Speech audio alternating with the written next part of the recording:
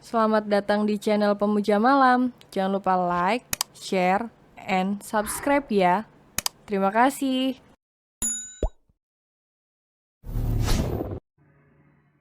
Chapter 37 Happily Ever After.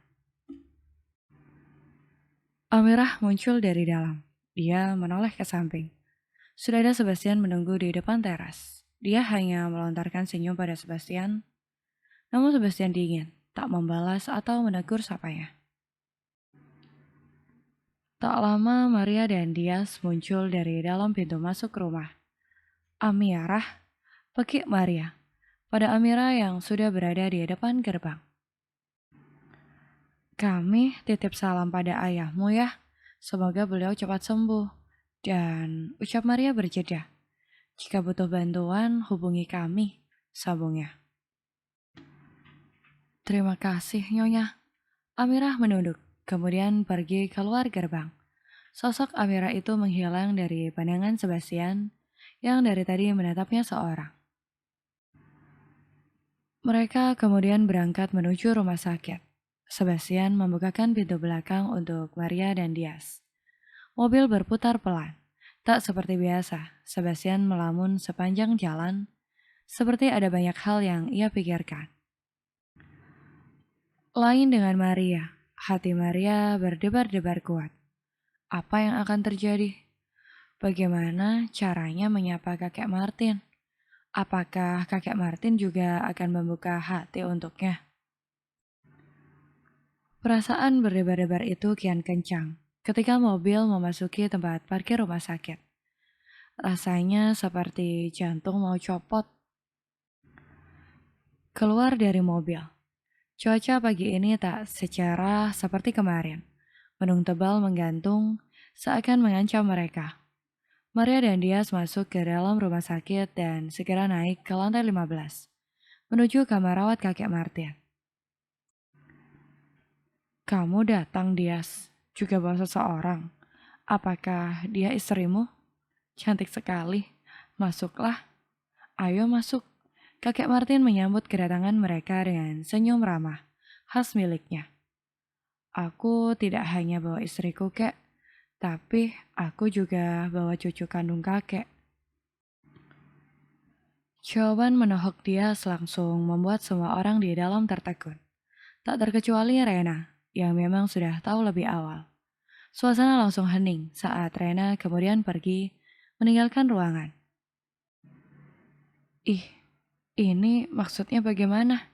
Kakek Martin yang kebingungan berusaha tetap tersenyum, agar suasana tak kembali canggung.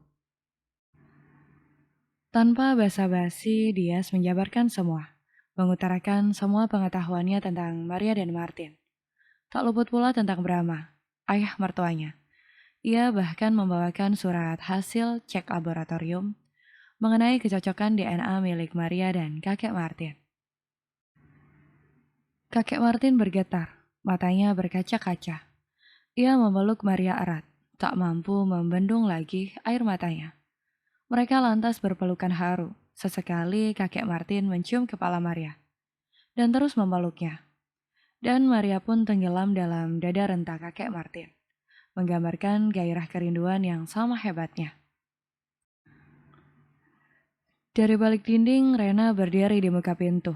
Dia menyaksikan keharuan kakek Martin dan Maria. Pertemuan keluarga yang hilang itu membuat hati Rena bergetar hebat. Apakah ia akan dibuang? Pertemuan yang disaksikannya itu membuat dadanya terasa menyempit, hingga sedikit sulit bernafas. Dia lalu memilih pergi mencari udara segar di luar rumah sakit. Andai aku tak terlalu berambisi, mungkin aku tak akan kehilangan keduanya. Kini kakek sudah menemukan cucu kandungnya, dan aku kehilangan pria yang dulu sangat mencintai aku. Katanya dalam hati, matanya kosong menatap langit mendung di atas. Rintik-rintik air hujan mulai turun. Di lain tempat, Sebastian tak beranjak dari tempat parkiran rumah sakit. Ia masih duduk di dalam, wajahnya sedikit cemas sambil mengepal setir mobil kuat. Ayah, apa sungguh ayahnya sakit? Bagaimana kalau dia diperlakukan buruk lagi seperti waktu itu? Katanya dalam hati. 1 bulan kemudian, sebulan setelah rahasia besar Brahma yang diwasiatkan pada Dias terungkap, kondisi kakek Martin semakin baik setelah mendapatkan pertolongan dari darah Maria. Tak hanya itu, pemulihannya pun jauh lebih cepat karena kehadiran Maria, cucu kandung yang selama ini dinantikannya. Maria selalu datang untuk menjenguk kakek Martin, sama seperti saat ia mengurus Brahma dulu. Dan Dias, tak ada yang berubah dari diri Maria padanya. Kakek Martin sering menanyakan apa yang Maria inginkan. Namun semua itu tak membuat Maria justru melupakan Dias. Sore ini mereka bersiap untuk menjenguk Martin yang baru kembali dari rumah sakit. Maria, suara lembut itu memanggil Maria yang sedang sibuk menyiapkan oleh-oleh untuk dibawa ke rumah Martin.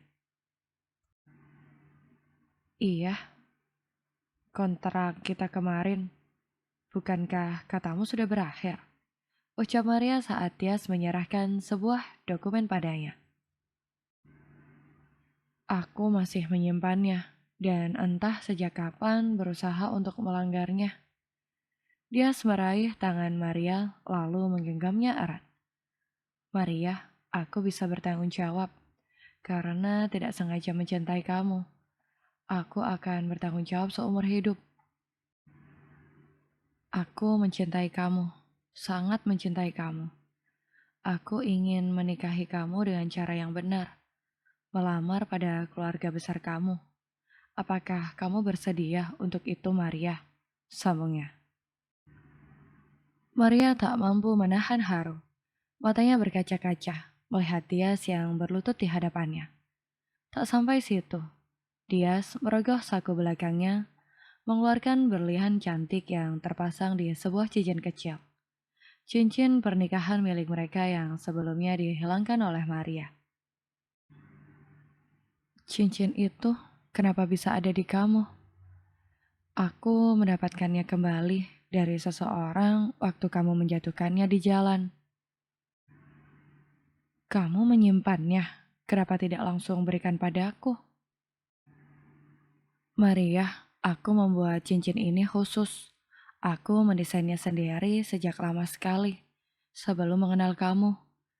Cincin ini memang terlihat biasa, dan desainnya pun sederhana saja. Tapi apakah kamu tahu arti cincin ini? Berlian putih kebiru-biruan seperti air. Dan cincin satunya, yaitu milikku, tak ada berlian apapun, hanya emas biasa. Warnanya terang seperti matahari. Aku mengibaratkannya seperti air hujan dan matahari. Bila mereka bersama-sama, maka akan ada pelangi. Karena itu, cincin ini ingin aku berikan pada seseorang yang bisa bersama denganku, pasangan hidupku. Entah itu senang atau sedih, akan bisa terus bersama-sama menciptakan kebahagiaannya sendiri. Jadi Maria, apakah kamu bersedia untuk bersamaku selama-lamanya? Maria mengangguk semangat, meskipun berulang kali buliran air mata itu jatuh mengenai pahanya. Indah sekali, aku tak tahu ternyata kamu begitu detail memikirkan hal seperti ini. Katanya terisak-isak. Kalau begitu, pakailah. Akhirnya cincin penuh makna itu kini kembali melingkar di jari manis Maria. Mereka lantas berpelukan penuh haru. Maria terus terisak di pundak Dias, sampai kemeja yang dikenakannya sedikit basah karena air mata. Setelah dirasa sedikit tenang dengan penuh sukacita, mereka berangkat ke kediaman Martin. Untuk kedua kalinya, Dias menghadap kepala keluarga Owen itu untuk melamar cucunya.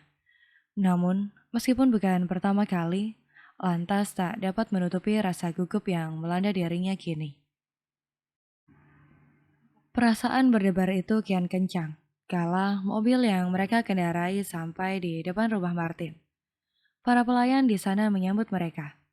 Mereka turun dari mobil dan segera masuk. Dias memutar gagang pintu, kamar kakek Martin yang memang tidak dikunci. Kemudian masuk. Dari dalam kakek Martin menyambut mereka dengan senyum ramahnya.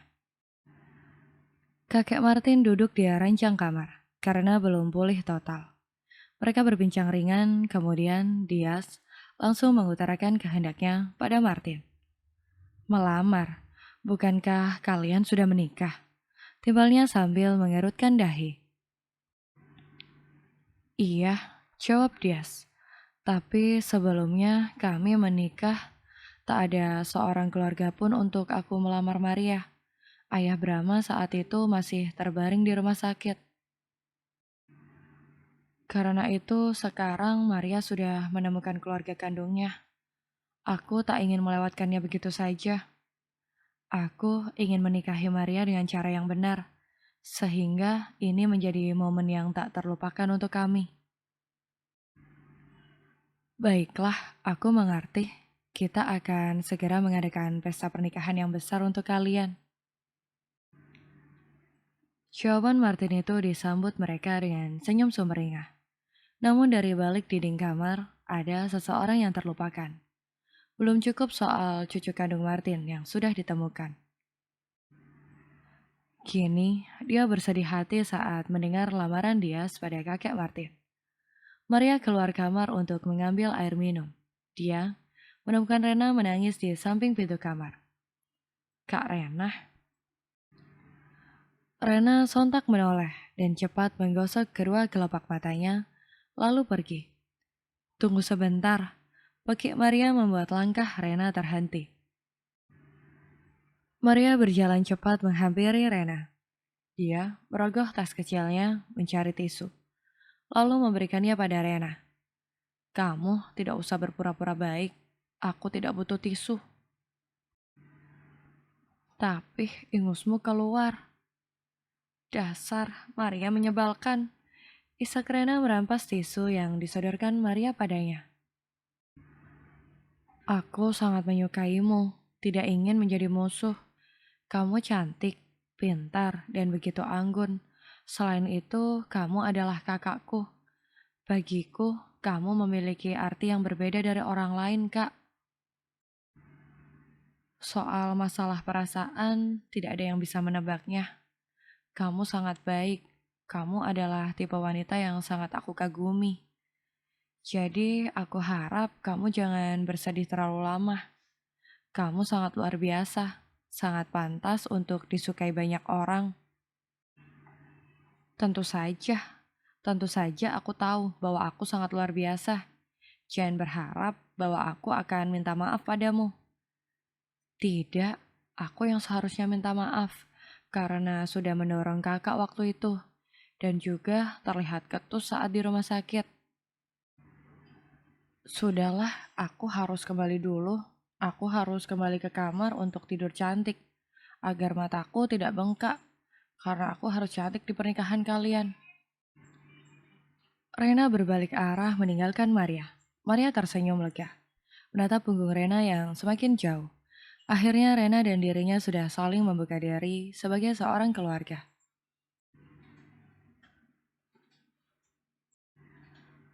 Seminggu kemudian pesta pernikahan mewah berlangsung. Semua orang hadir dengan senyum bahagia terukir. Semua orang berdiri desak-desakan saat Maria bersiap melempar buket bunga dari belakang. Mereka berteriak, penuh sukacita, saling berebutan. Bunga itu terlempar, namun justru didapatkan oleh pria kaku di barisan paling belakang. Orang yang paling tak berminat untuk berbaur dengan sekumpulan wanita di depan yang memperebutkan seikat bunga putih yang sekarang digenggamnya. Siapa lagi? Dialah si pria setia, Sebastian. Semua orang menatapnya iri, tak ia pedulikan. Dia selantas mendapatkan tubuh Maria, mengangkatnya begitu romantis dengan penuh rasa cinta. Maria, kamu senang? Tentu saja, pernikahan ini jauh melebihi yang aku impikan selama ini. Iringan musik dari biola menambah kesan romansa di pernikahan penuh cinta itu. Hadir Maria bagai rembulan yang bersinar di langit gelap bagi Dias. Sebuah kisah cinta yang dimulai dari intimidasi si pria penguasa terhadap perempuan desa tak berdaya yang dijalin melalui ikatan pernikahan kontrak. Namun benar adanya bahwa hati sekeras apapun suatu saat akan pecah menjadi bintang-bintang. Sebab tentang cinta dia tak tahu kapan berlayar. Namun ia tahu kapan harus berlabuh. Bak sang CEO yang tak menyadari bahwa perasaan jatuh hati itu telah ia rasakan jauh sebelum melakukan kontrak. Namun kini ia sadari bahwa ia sudah menemukan sang pemilik sejati dari cintanya. Satu hal yang ia pahami, bahkan setelah kontrak berakhir, Maria belum mengandung anak yang dia harapkan dalam perjanjian. Bahkan setelah mantan istrinya kembali pun, anak itu masih belum hadir di kehidupannya. Lalu bagaimana dengan si gadis desa? Ayahnya bahkan telah tiada, jauh dari apa yang ia harapkan dengan adanya pernikahan kontrak yang mereka lakukan. Pernikahan yang diharapkan mampu memberikan kesembuhan ayahnya, malah berakhir duka. Bak pepatah mengatakan mujur tak dapat diraih, malang tak dapat ditolak. Bukankah ini sangat serasi dengan makna cincin yang dibuat Tias tentang matahari dan air hujan? Mungkin mereka tak mendapatkan matahari, keinginan tanpa dibarengi hujan, kesedihan. Namun mereka mendapatkan pelangi kebahagiaan karena keduanya. Tias, terima kasih sudah mau menerimaku sepenuhnya. Begitupun aku ingin berterima kasih padamu Maria karena sudah hadir dalam hidupku. Untuk mencintai tanpa syarat tidak perlu kontrak, tawar-menawar, ataupun kesepakatan. Cinta ada dalam arus kehidupan. Judul, Istri Kontrak si Bos sudah tamat ya. Terima kasih.